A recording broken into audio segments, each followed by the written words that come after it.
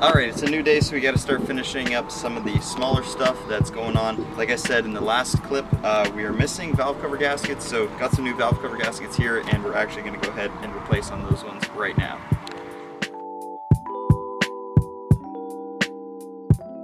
Alright, so this is the new clutch master mount. We had to put it on the passenger side, so I had to make this little plate so we can mount it onto the firewall. Haven't painted it yet, so I'm going to go ahead and do that right now.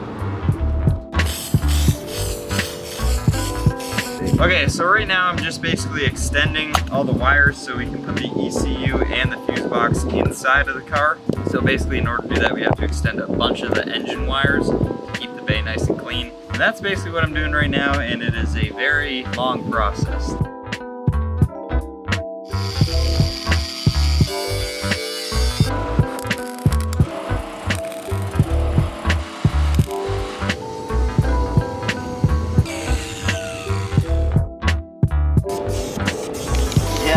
Exactly. Brandon welded up the header here. It looks a lot better than it did. I had smashed it in with a hammer on a previous project. He basically fixed that. I don't know how he did it, but somehow he was able to give it some shape back to it. So basically, this is how we're gonna run the exhaust. So the plan here is we're actually gonna do forward-facing manifolds. You're gonna sit in here basically like that, and then we're gonna have the exhaust come downwards like this and kind of wrap underneath there. Just because we're limited to clearance on the firewall back here, and this is just gonna make the whole process a little bit easier.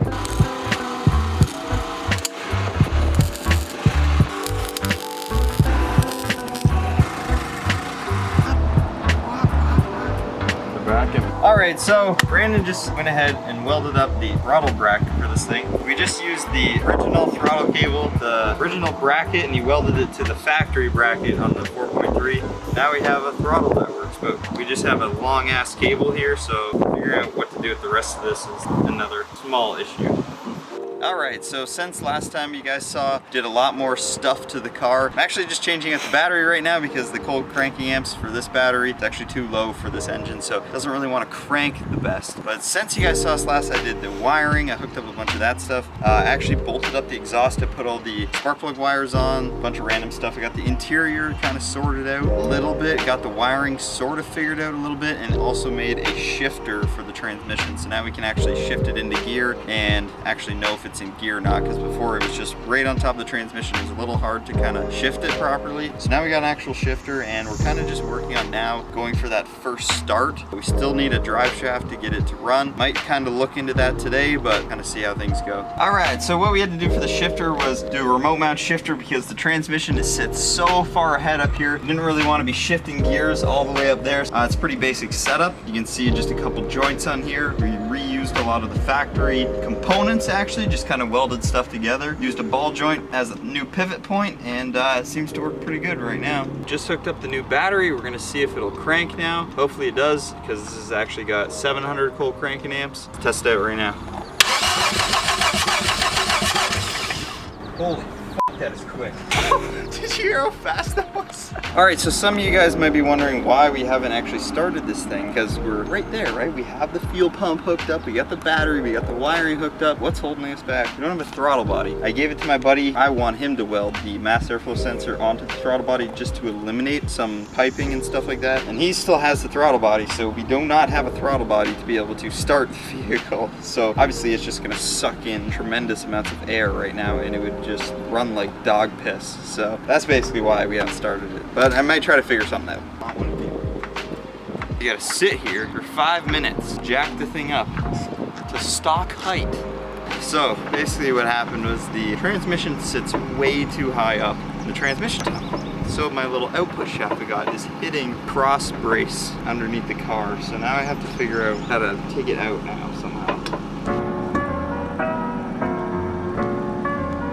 Just to let you know, when you put the drive shaft in this car, you have to drop the transmission.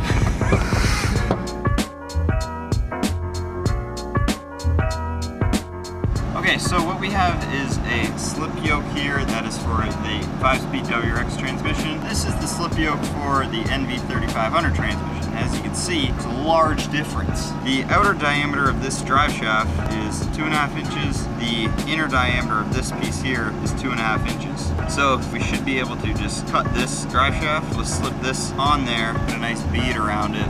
And then when we're doing about 4,000 RPM at 80, it's gonna split apart, rip through the transmission tunnel, take both my legs off, and it's a good day. What I gotta do is jack up the back end of the car so I get the drive shaft inside the car, bolt it all into place as if it's like, you know, ready to go. Then mark it, take the grinder, cut her off, then take the flat wheel, clean it all up so it can be almost welded, because I'm not gonna weld it because I'd rather it not break. Oh, and then also because the tail shaft doesn't fit, I gotta somehow get under there and hammer the shit out of it. Guess what? This f***ing transmission tunnel thing's in the way still. It's like funny because people are like, oh, you work on cars for fun? No, no one ever works on a car for their own enjoyment. It's just you have to in order to enjoy the car. Like the worst trade-off ever.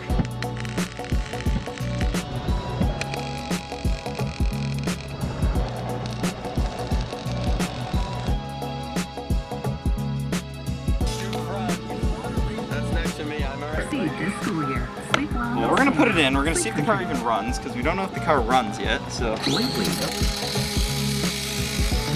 Okay, so Brandon did a fabulous job on that drive shaft. Hopefully it's gonna hold up and not take the legs out. Since we got that in, we gotta go pick up the throttle body next, and I actually need to just bolt up the transmission because unfortunately the drive shaft U-joint is too close to like a brace in the trans tunnel. So you have to drop the transmission to slide the drive shaft in, but then once it's in, it's fine. So I have to just bolt the trans back up quick, and then hopefully we're on our way.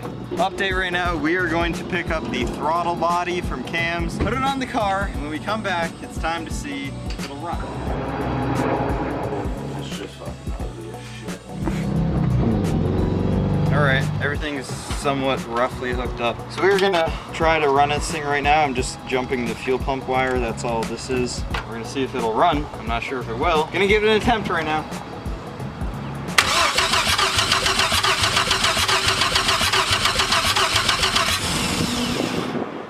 Alright, so basically we have no spark. We have enough fuel. Fueling is not the issue. I thought maybe the coil was bad, so I changed the coil, put a different coil on it. That still didn't change anything, so.